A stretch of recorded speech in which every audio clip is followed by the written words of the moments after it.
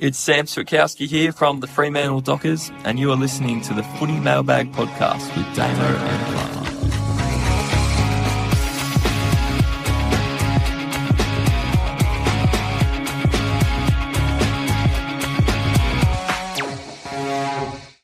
That's right, I'm Damo, and that was Sam Swikowski. Joining me, as always, is Clarky. Wrong way round. Wrong way round. I was confused. I was just going off the intro. Nope, it's the wrong way around. And joining us this week, Damo, we have our good friend and the wonderful author of our weekly Captain's articles, Nate. Hey guys, how you doing? Yeah, good. I could be better. I went to the football on the weekend, and that was fucking diabolical. Yeah, I could be better. I mean, obviously, we used that intro today because Sam Swikowski announced his retirement. So that's kind of brought down the mood a bit for me. Why now? Why not 3 years from now? He's only 30. Yeah, he's only 30. It sounds like he wants to raise his family. His baby's due in a few days, and he doesn't want to play for any other team. So, Fremantle have that awful sentence of having to be in Perth while he wants to be in Victoria. It is like a prison, isn't it? The West. It's the Wild West out here. Yep. I always think that the biggest danger is the sun. I feel like the sun shines too brightly over in the West and cooks people's brains. Need some of that Melbourne weather, Damo. Certainly explains me. With the runny egg brain issue. Yeah. Anyway, Nate, how you go? Yeah, all right. Can't complain really. Had a pretty good year. Actually had my best year ever on SuperCoach. So yeah, tell us about it, because we haven't checked in with you since pre-season. So tell us about your year, and let's talk about some of your learnings, some of the things you loved, you hated. So I started off this year in 116,000th after the first round, and I finished the year in 727th. Nice. That's amazing. That's a really wonderful year. A very big, 779th for the year. So it was a very trying year, as everyone probably can feel that. I mean, you finished about 30,000 positions higher than I did, due to the fact that I had like 15 players this week. This week, I had about 15 players for the last 3 rounds. I reckon I didn't have 18 players after about round 19. So my team just went in free fall from about then, and then more injuries and restings and management, and oh my god, I was glad this year was over when it finished, because I never want to manage my team the way I managed my team this season, because that hurt. But I also don't want another season like we've experienced as either. Well, Nate, you said that this is your most successful year ever. So what do you think went right for you this year that hasn't gone well in previous years? Well, I think I held trades throughout the year, so I could still do trades until round 23. Yeah, that's good advice. Yeah, a big help. And I held, especially rookies, I held them probably 1 week too long. And then a lot of the time, they popped off, like Jagger Smith. I held Jagger Smith all the way through the year. So those last 8 weeks, when he was hitting hundreds, they were all in my team. It's diabolical that all it took was Vossi getting sacked for Jagger Smith to come good, because it felt like it was the right time to get rid of him very early on during that period when Voss was there. And then as soon as he left, it was like something had been unleashed. And obviously, winning the Rising Star Award this week, which we'll get to the All-Australian stuff, listeners, hang around. But that's a really good hold by you. Yeah, that definitely helped. And then Hawk Khan was good coverage as well. Yeah, like just had coverage everywhere and flexibility. I did bring a third ruck in Jackson, but I could still move through pretty much all my lines with my DPPs. So I always had 23 players or more with floops. That was something that Emily touched on when she was with us a few weeks ago, where she felt that because she didn't have a mid-forward, or she was late to having a mid-forward, I can't remember which way round it was, she found that her flexibility within her side was capped a little bit by not having the DPPs that she needed towards the back end of the season. So That is something I'm going to be watching for next season when I build my team and when I move through the season, because I don't want to be stuck in that position again. Another guy who was good for my flexibility was actually Colby McKercher. He was my F7 for a very long time. And then when players like Max Holmes went down, I could flick McKercher into the back line to cover that line off as well for a little bit, for a few weeks, until I knew I had to move him on at the end there. But yeah, that was also another hold that I held way too long on points-wise, but it worked out by saving a trade down the line when you really needed them. So you started off the season in that 100,000th range, and obviously you were feeling a bit flat at the time. What do you think your rationale was in holding the nerve in your team? Like, what adjustments did you make in that early period, or was it just a matter of holding the ship and seeing if it rights itself?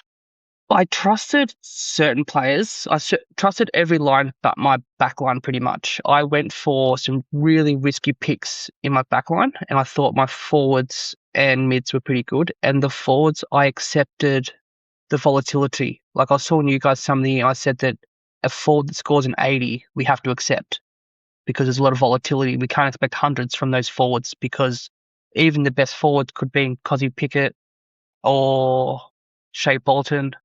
Apart from Sheezus, obviously, they were dropping. Even Zach Bailey came through with 300s in a row, then dropped to 60. Like, you just had to accept that in your forward line, and trading those guys out, there was no one better.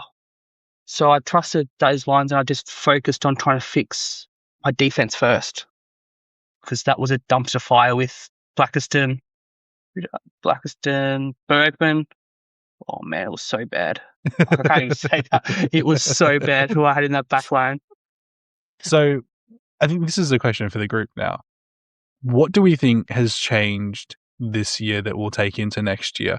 Because I think from what you're saying there, Nate, and this is something that we've discussed between us as the Mailbagians,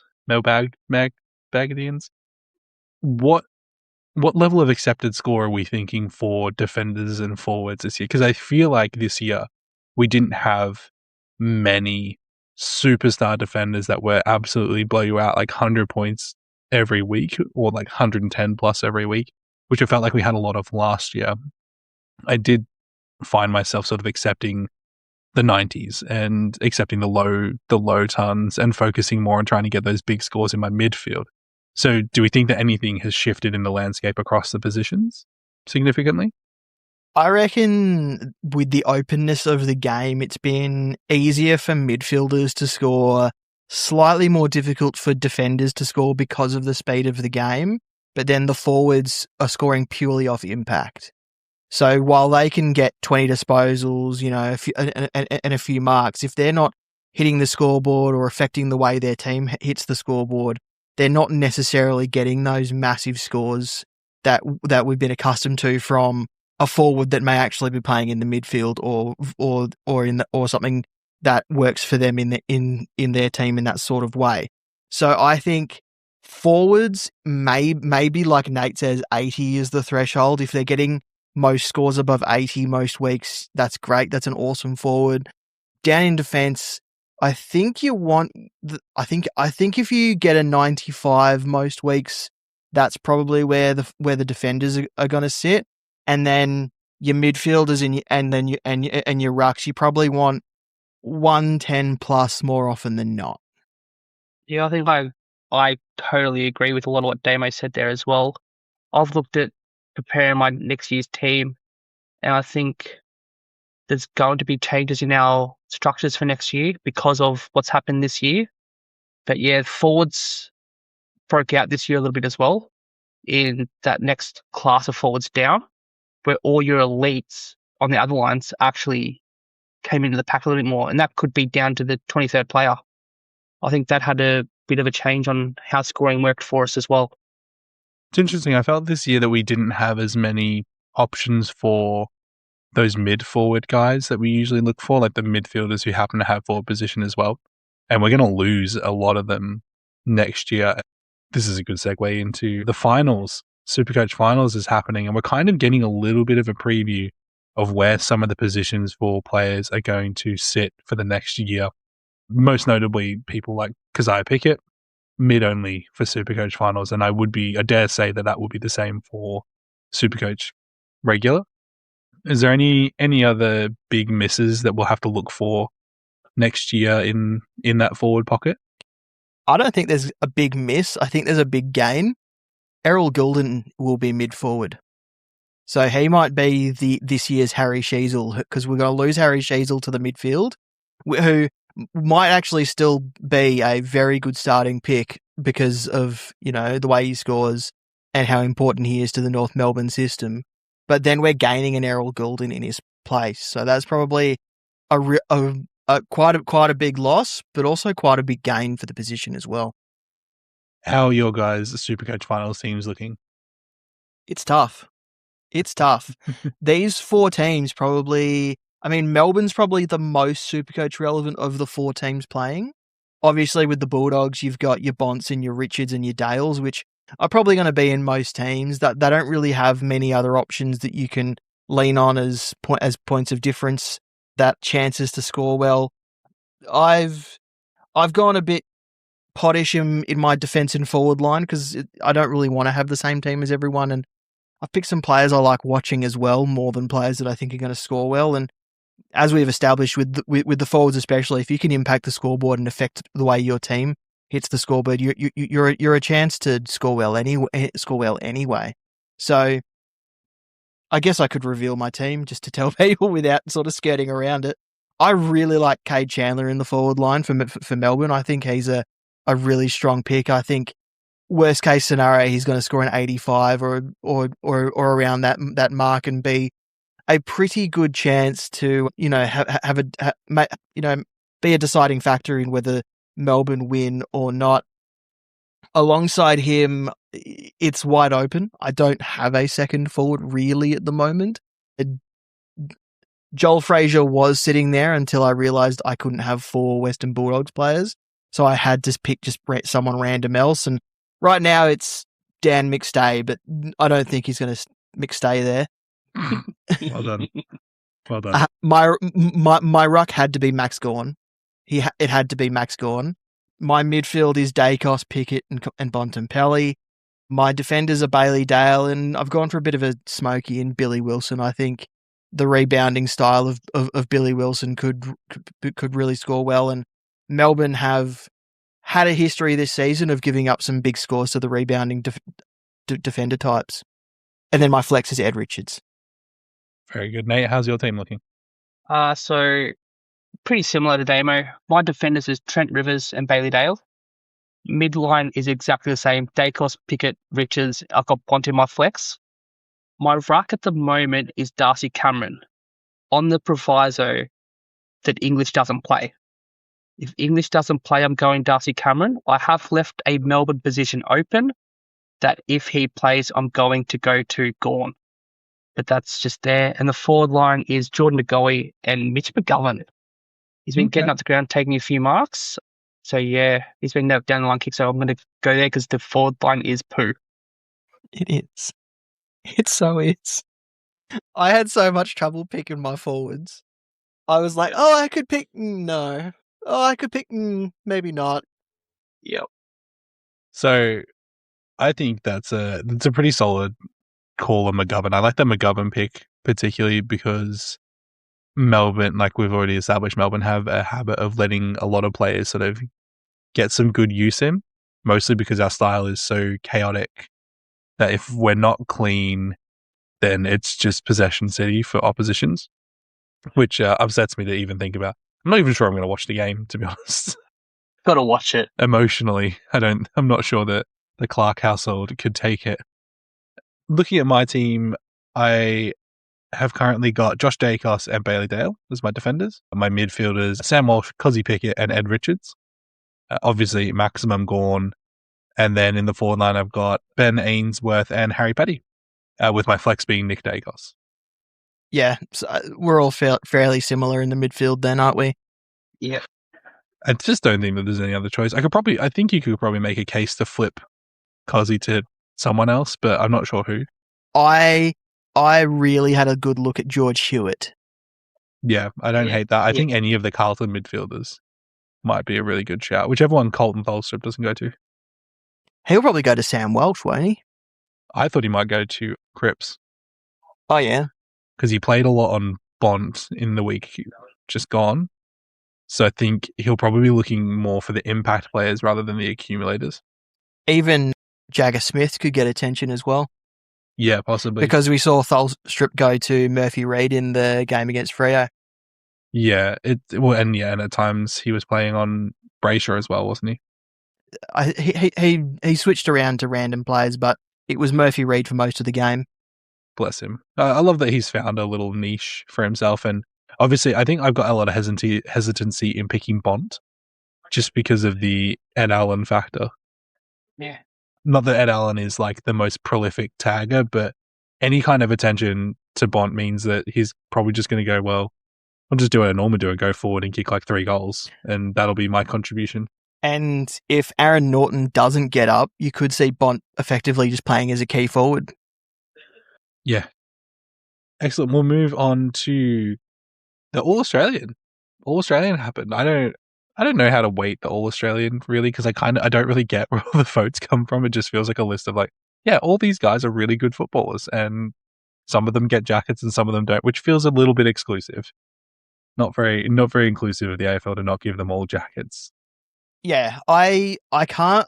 Usually there's a panel that decides on the 46 names that get nominated, and then they narrow down to the 23 from there. But we saw during the season when Nick Foote had to be stood down from Sportsbet, a lot of the people on the All Australian panel decided that they didn't want to associate themselves with the All Australian panel while still having deals with, like Channel 7 and other betting companies. Like we saw, I think it was Kane Corns decide that Channel 7 and his deals with Sportsbet were more important than the All Australian panel. And I think we might have seen, it might have been Luke Hodge as well that stepped away from the committee as well. Not that he's involved with betting companies, but he felt that he's just the spokesperson for a high interest, fast money loan shark style company.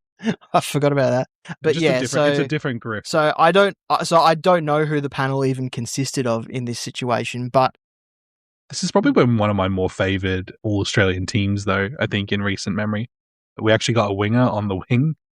I'm very excited about that. In Ollie Dempsey, obviously Max Gawn as the captain and Jordan Dawson as the vice captain is all really good. I don't see a list on here that isn't deserving.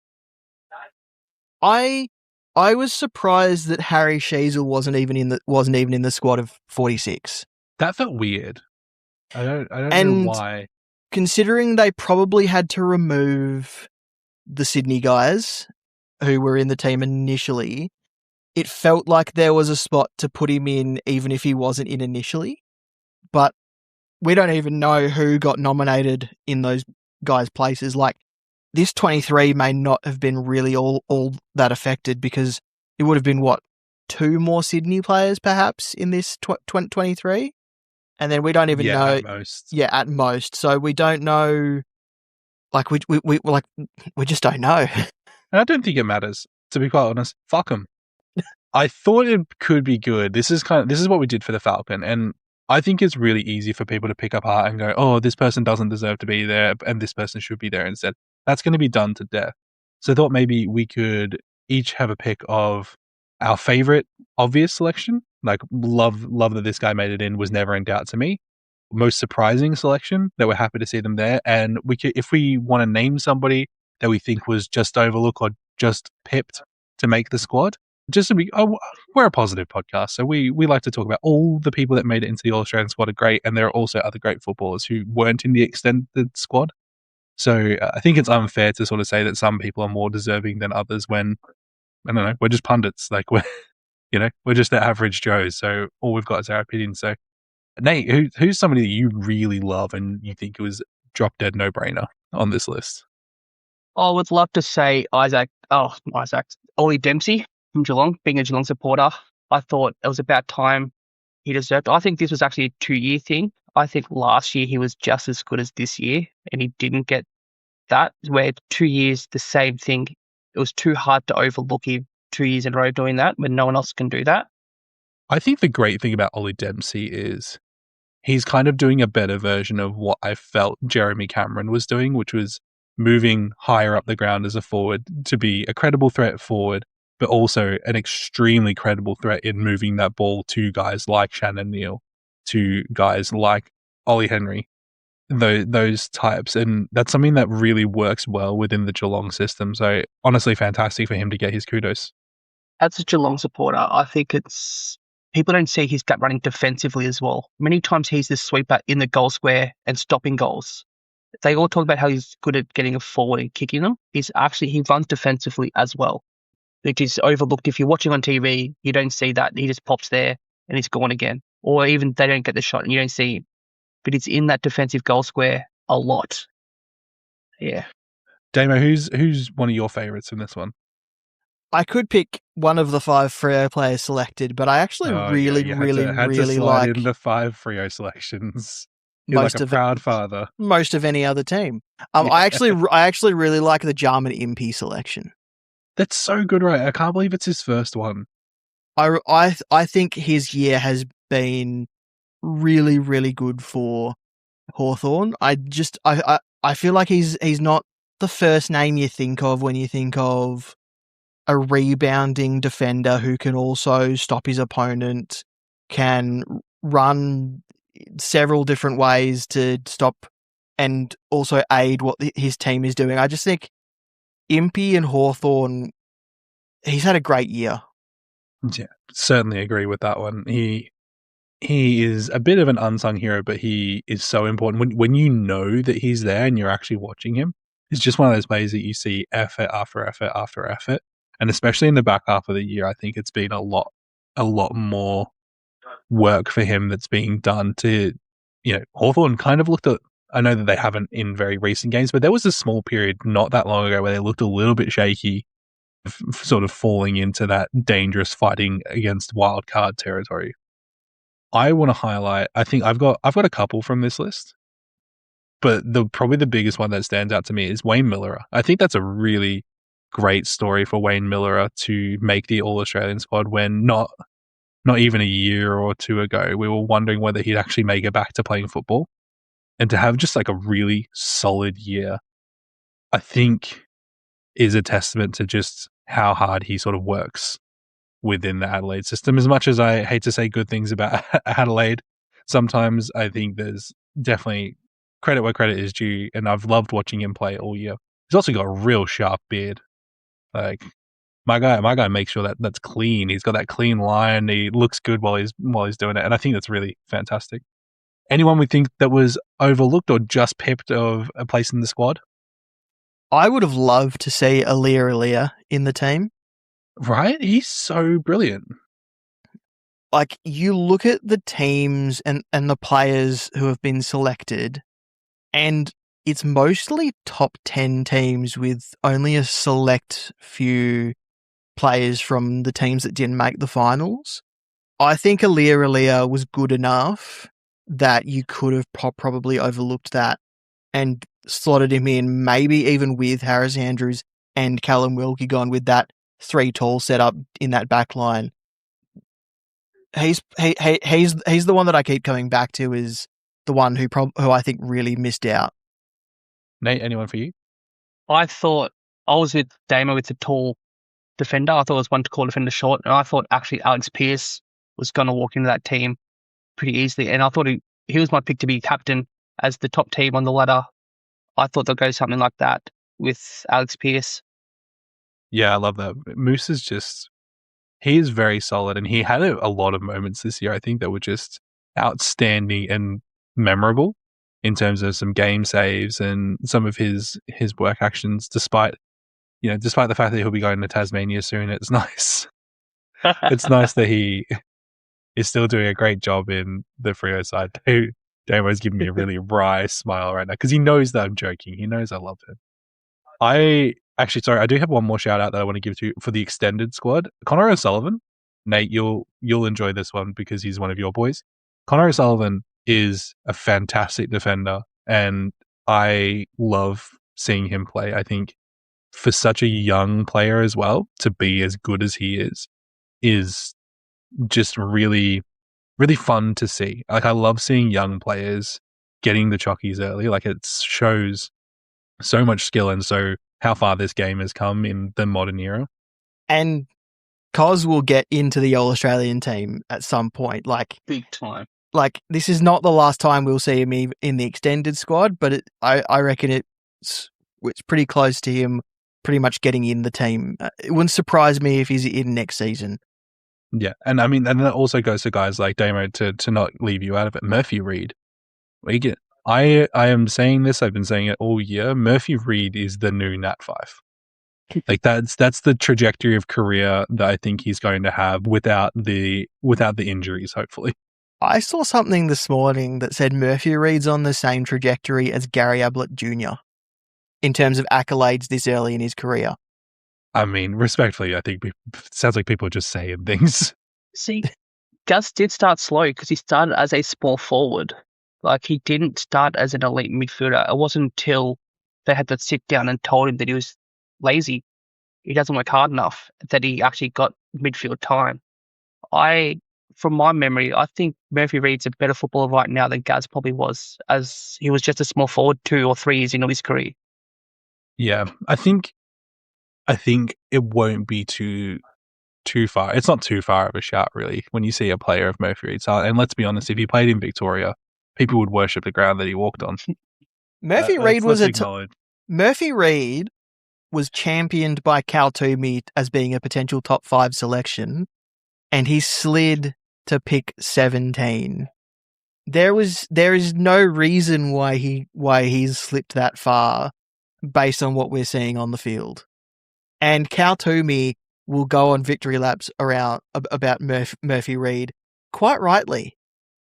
I think that the biggest surprise selection for me, and I'm going to go back to the extended squad, where a biggest surprise, but I was happy to see him there, Bodie Euland. What a year Bodie Euland has had, in a year where he not overshadowed, but definitely, the hype out of the Eulands was around Zeke.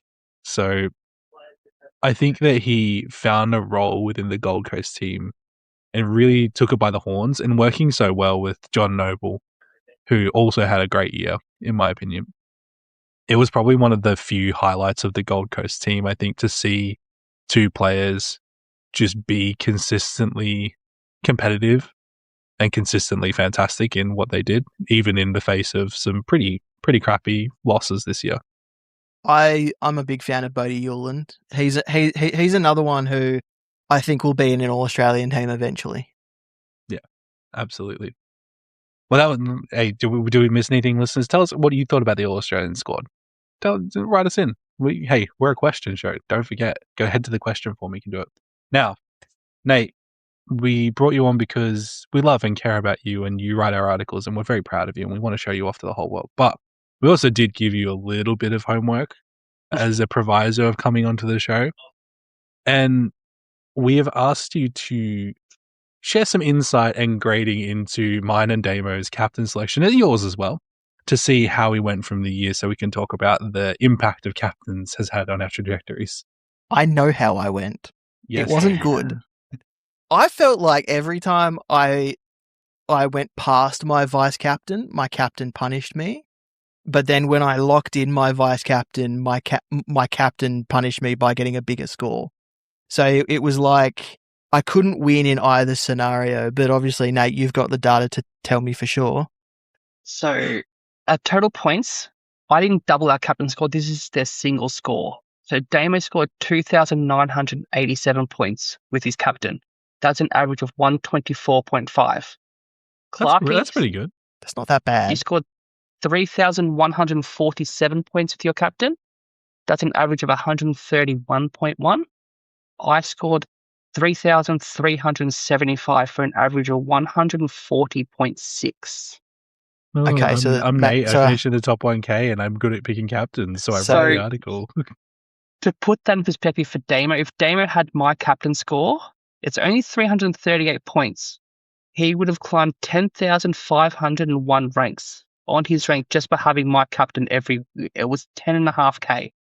I don't know. 338 points. I don't know if I want to know this anymore. These facts are not fun. They hurt. So, and then something interesting I found. This summed up Damo's season straight up from rounds 1 to 8. Damo's relationship with the man Zach Butters. Round 1, all three of us picked Zach Butters as our captain. He scored 94. Round 2, Damo went with Petrarca as his captain, who scored 86. But Butters scored 135. Round 3, he went with Holmes, respectable 121. Butters scored 126. Round 4, Damo believed in Zach Butters again. He scored 114. Luke Jackson was there with a 126. Round 5, Jackson was his VC. He took a 125. Good score. Butters scored 145. Round 6. Listeners can't see this, but Damo has leaned so far back in his chair that he might fall through the earth back to Victoria. Round 6, Dacos scored 140. You'd take that every day of the week. But Zach Butters scored 154 later. Round 7 again, Dacos 105. Butters scored 112, so just marginally better. And then round 8, Damo's back on Butters. He's finally gone back to Butters. He scores 117. He had Luke Jackson and Max Holmes go 140 plus. This is not sounding good for you, Dan. This sounds like Damo's season was Butters' side down. But that was just the first 8 rounds. Something very interesting for Clarkey was your captain went sub 100 5 times. Hell yeah. That was the most out of all three of us. You had the worst numbers of going sub 100, and you topped it off with round 5. The worst captain of any of us had was Jack Sinclair with an 82. But your VC was Sarong, who scored 73. So you did improve by 9 points on your VC score. See, that's not too bad. That was something there. And then for myself, I had 3 go under 100, none after round 12, but I had 12 captains go 145 or above, with the Grundy 201 as a top, which Clarkey also had that in the year. So yeah, that's just a little change. I didn't have one of those high captaincy scores like a Grundy, like that kind of 180, even like a 180 or a 160. I seem to also miss those ones as well. So that's probably a team building issue, but also a what the fuck am I doing with my captain's issue? You had 173, 176, and 171 as your scores above 145, and it didn't come until round 12. Flying. Clarkey had 3, and I had 5 over that 145 mark. Let's say it's not, yeah. And it's like you said, Nate, it's weird to put it in perspective that the obviously 300 points in the scale of the season is such a marginal amount, but it's 10k ranks, and that shows you how close you always are from great success and great failure, and the nature of the beast, as we like to call it. Getting on the right side of Zach Butters, I'm going to call it from now on. Nate, from your experience writing the captain's article and the data that you've collected on us, what do you think should be the biggest deciding factor that we look at for our captain selections? It's got to be matchups, I think, and also the ground people play at. So my captains this year, I've focused on the matchup and being at a home ground. So picking someone like Nasai or Bont at Marvel, picking Luke Jackson in Freo, picking Gorn at the MCG, like seeing them play at their actual home, Bailey Smith at GMHBA Stadium. Like these players, all their best scores came on their home deck. So that's something that tilted me towards those players. Like I didn't pick many away captains this year. That was very much a home-based thing. Okay. Yeah, that's really good. I've never thought of it like that. I do look at matchups myself, but I kind of only look at it in terms of a positional positive or negative using the information I have available. I don't often factor the home ground advantage into anything other than my tips, which I lost my tipping competition by 1 point this year to my wife. I lost by 2 to my partner. We're getting absolutely dominated out here, Damo. I was first in the Dan Does Footy League on EmberX with 2 rounds remaining, and then I finished 8th. No. Oh, devastating. RIP, Damo. Yep. Thank you so much for that, Nate. We really appreciate the time and effort that you put into collecting those stats for us. Now, Nate, I need you to put your captaincy brain on one more time. Who's the top captaincy options in wildcard round for SuperCoach finals? I would personally probably have a crack at Darcy Cameron if there is no English. Like, I think that's probably the best matchup. MCG, no talk. What Rory Lobb's going to go against him, and we saw he's going to leak points. So I think that one is probably my number one. And then I've got no idea. These teams are horrible to pick for captains. Would you go Gawn against Pitney? I'm a bit worried if Heath plays. Okay. Like, I'm worried about that second, who's going to be their tall, but Pitnet does quite well. Like, Pitnet was going to be in my team when I thought it was going to be the Dogs versus Carlton. So, yeah. Oh. Interesting. I think for me, I can't walk away from Max because even if Max Heath plays, I don't think it impacts Gawn necessarily as much as we think. Mostly because he'll still play in games like this. Max demands to play significant Tog. Like he was like almost 99% Tog against the Dogs last week because they wanted to win so bad, right? And especially when, we got within 8 points with like 6 minutes to go. He was not getting off for love nor money then. So I think even with Heath, he still knows that he has to burden that. He would rather take that burden upon himself. I think just from a mentality thing. And I know that's easy for me to talk about from like the bias perspective, but that's my take on that. But I do like the Darcy Cameron shout if Tim English isn't right. I mentioned I was seriously considering George Hewitt before. If he does find his way into my team, he's probably getting the captaincy. Love that. But also, fuck you. Don't bet against my team. Listeners, you know the drill. Get your questions in through our website or comment on our social media by 8 p.m. Wednesdays. If you want to send us a voice memo, which you can still do, you can jump onto our website and do that by 8 p.m. on Tuesdays, just so that we can get it all tidied up and make sure you don't say anything controversial before the show. Gentlemen, we only have one question this week, and it's from our good friend Ro, who asks us any hints for forwards, thinking Fraser and De Goey. What do we think about the forward line? We've talked a little bit about it today, but Fraser and De Goey both seem like cromulent options to me. Yeah, the top forwards, the top owned forwards at the moment are De Goey, Fraser, Petty, Ainsworth, Mackay. It's not a great list, is it? Not inspiring, is it? I've seen some people lean towards like a Will Hayward. If Aaron Norton gets up, people leaning towards him. Nate mentioned Mitch McGovern earlier. Pat Lipinski isn't a bad shout if he gets into the Collingwood team. Yeah, I can see a world where I could be convinced to pick, like, just for the fun of it, like a Riley West or like a Cody Waitman, someone fun. Or like a Lockie Schultz. Oh, yeah, Lockie Schultz. Don't hate that. He's either going to kick 0 or 8. Those are the only two options. Hardy Jones got off the glitch a bit last week, I think. Don't remind me, Nate. I was there. Sorry, my bad.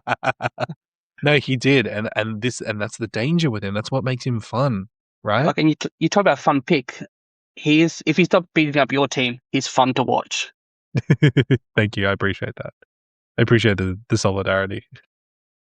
Well, that's it for the finals mailbag. The footy mailbag. This is the finals mailbag episode. Just remember, listeners, if you haven't given us a rating on your listening platform of choice, please do so. Helps me find us. Also, word of mouth helps greatly. So, hey, we're almost done, but tell your friends. You know someone who's doing NFL? We might be talking some NFL. We've got some off-season stuff planned. Might not be as regular as weekly, but we'll do some stuff. I'll have weekly NFL stuff on my survival guide blog. So people can go and read that. I've been sharing it on our socials. Head to the socials and join Damo's NFL Survival Guide. And our socials are Footy Mailbag on X and Facebook, at the Footy Mailbag on Instagram, and thefootymailbag.net is our website. Nate, can people find more of you? Where can they find you? I am not really on socials at all. Very good. So, don't find him. Go to thefootymailbag.net, and that's where you can find Nate doing the Captain's article. We keep him in a little cage. If you want to get in contact with Nate, you have to go to the Footy Mailbag. Yeah, go through us first. his overlords. Please, Nate, write the captain's article. You can also find Damo at Damo SC on Twitter. and you can find me. Yeah, sorry, Damo, you go. scsurvivalguide.substack. There you go. He found the link. Go follow Damo. You can also follow me at QuantumJC on the Twitter, and you can check out my other podcast, The Falcon, which is at Falcon Footy Pod. Before we go, last week we referenced Jeff getting into the grand final of our Mailbag Masters League. We said it was Jeffrey Head. Definitely not Jeffrey Head. We? Me. I said it was Jeffrey Head. And I believed you. Wrong Jeff. We were contacted by that Jeff, and we have apologies for Jeff. He was of the different Jeff variety, but that Jeff, the Jeff that contacted us, the coach of Pray to Sheezus, actually won the Mailbag Masters League Grand Final. So congratulations to Jeff. And sorry we Jeffed up. Yeah. So, me, I Jeffed up. Nah, it's a we. Come on, David. We love you, Jeff. Thank you so much for listening. And we'll see all of you next time. Goodbye. Bye. Cheers, guys.